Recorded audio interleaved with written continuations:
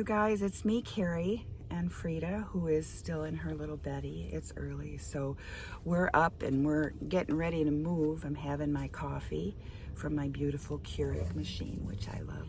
This week, I was able to replace a couple of plastic containers that were like drawers. There were two of them, and I thought that they would be great for in here, but they don't hold together. The drawers get all twisted. They don't come out, so I ended up having to give those away.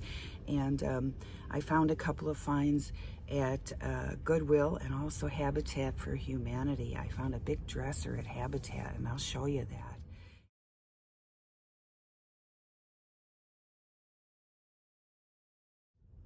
And I also got a nightstand, a large nightstand at Goodwill for $12.79. How about that?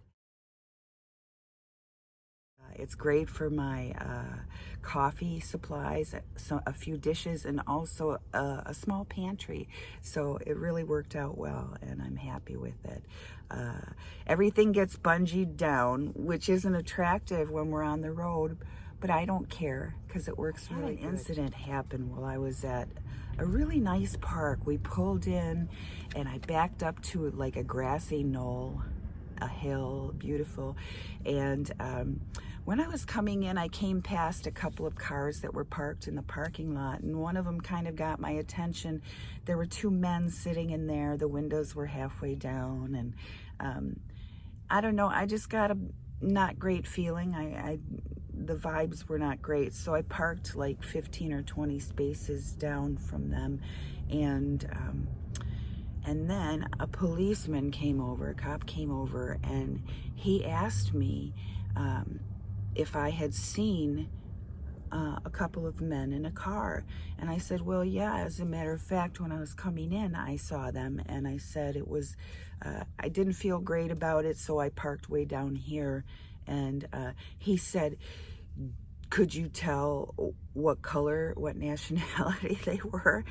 And, you know, I said to him, they were men of color, I know that, but I couldn't tell if they were black or Mexican or even, you know, white and dirty. I couldn't tell any of that, so I won't swear to it, but I think they were men of color.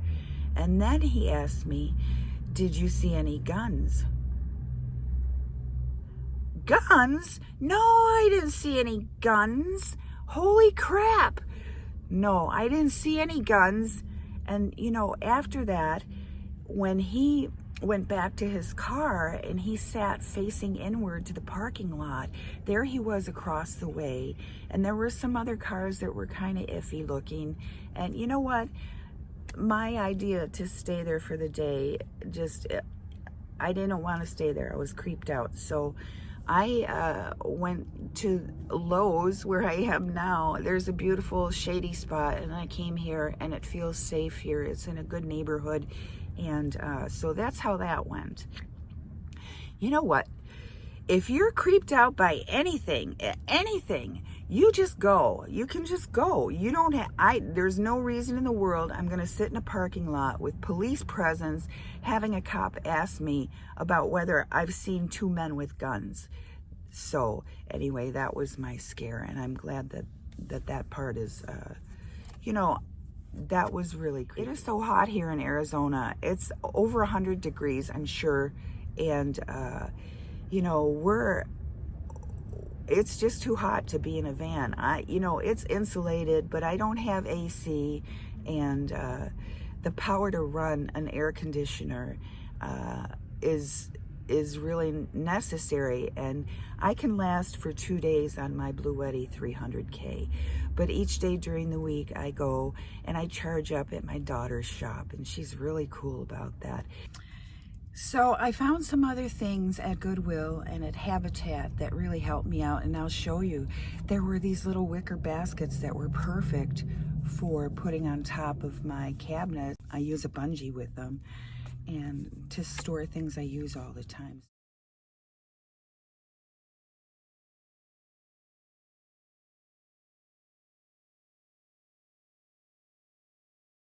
I'm gonna head up to Roosevelt Lake, and there's a meetup with the butterfly ladies, and I've never met them before in person. I'm really excited because there's a lot of ladies that live in their vehicle like I do, and then there's some that have a home, but what they do is travel for weeks at a time, and they love it. And I wish I had thought to do that sooner. I am gonna head up to Las Vegas, and I'm going to head up to Flagstaff and take Old Route 66 down through Oatman and Bullhead City and along the Colorado River up through Laughlin.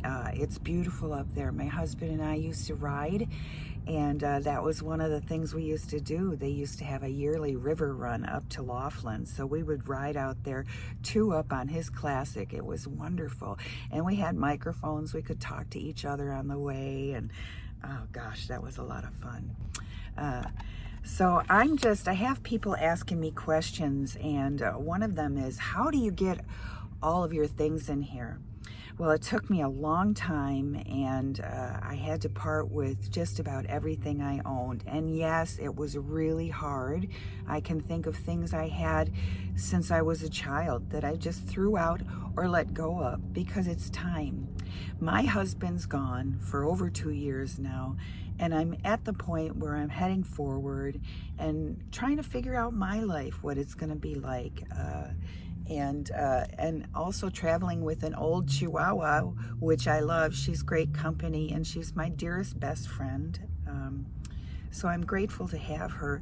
I'm so grateful that she's hung out with me all these years, and you know, back and forth over the water to Hawaii, and here we are living in a van, and I try to make her life as comfortable and yummy as I can. So yeah, that's about Frida. I love her so much. She's such an amazing little thing. I also like to put at the end of my video a little montage of all the doggies I saw this week at my daughter's shop. I love going there.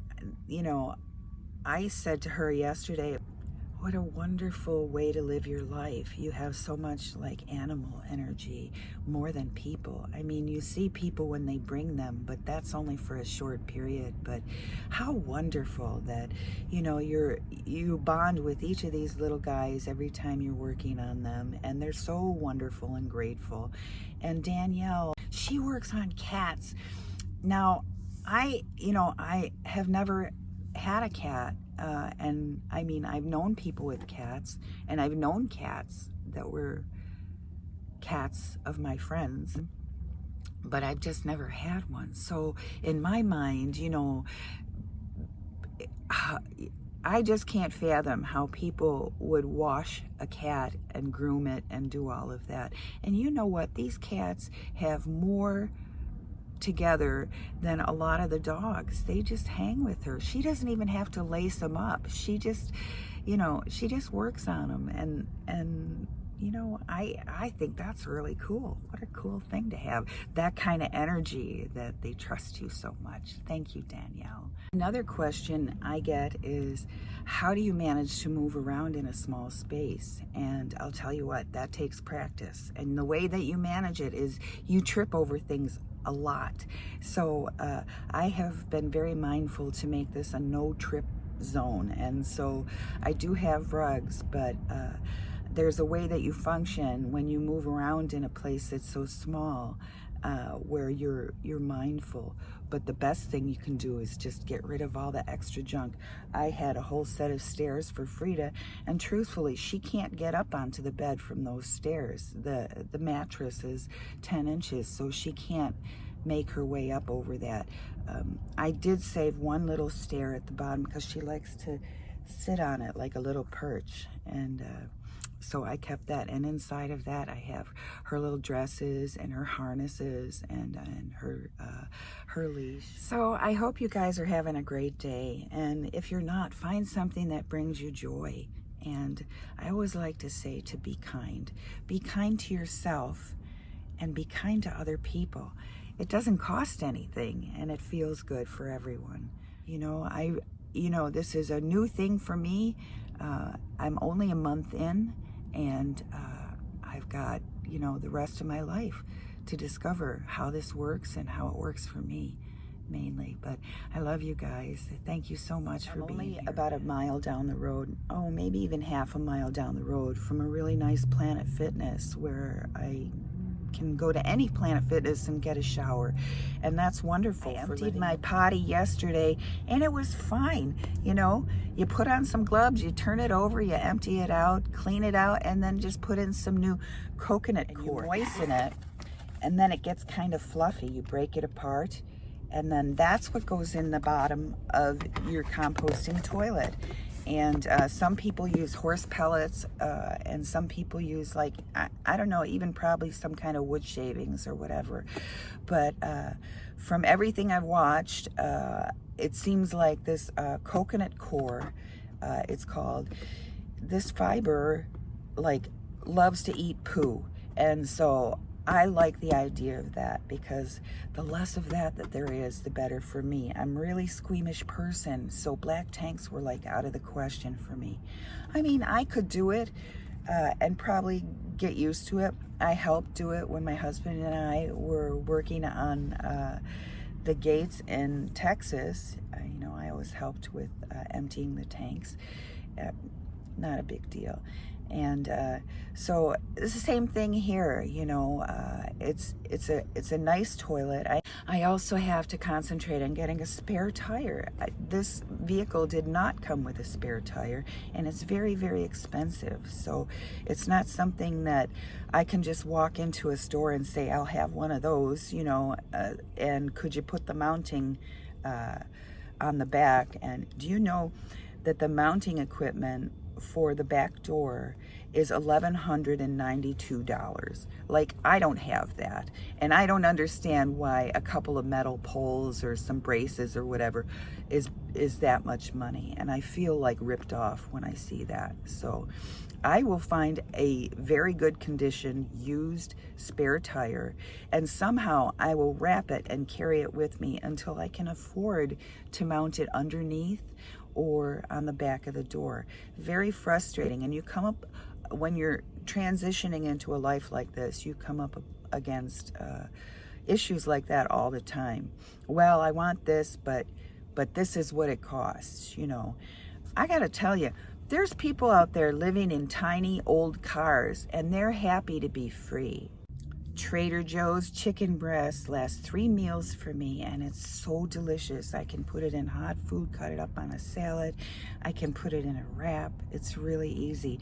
I have made a little montage here at the end of some of the dishes that I have made over the past month, and you know, it's so easy to cook in here. I have 2 burners if I even want to use 2. I only need 1. I like 1-pan meals, so a lot of times I'll make my meat, maybe sausage, and then I'll throw a few giant raviolis and some onions and stuff in there, and garlic. And I'm telling you what, it's just delicious, and it hits the spot. I don't need anything fancy, and I don't like fast food. I really don't. Except for In-N-Out Burger, which I gotta tell you is right over there in the parking lot here. And I did cave one time and went over there, and I had an In-N-Out Burger like my daughter likes it. She likes just the cheeseburger with extra lettuce and stuff. So, you know, you can't lose going there. And it's open till 1 a.m., you guys. The line is long until it closes. This place is a gold mine. If you have a lot of money, buy an In-N-Out, because you'll be richer, rich. Anyway, have a great day, you guys. It's a really beautiful one here. Hotter than hell, but it's really beautiful. And so enjoy. And remember to give me a thumbs up if you like what you see. And also subscribe. Subscribers are important for the channel, so hopefully I can get a few more. I really like doing this, and I like the discovery of it. I like learning things.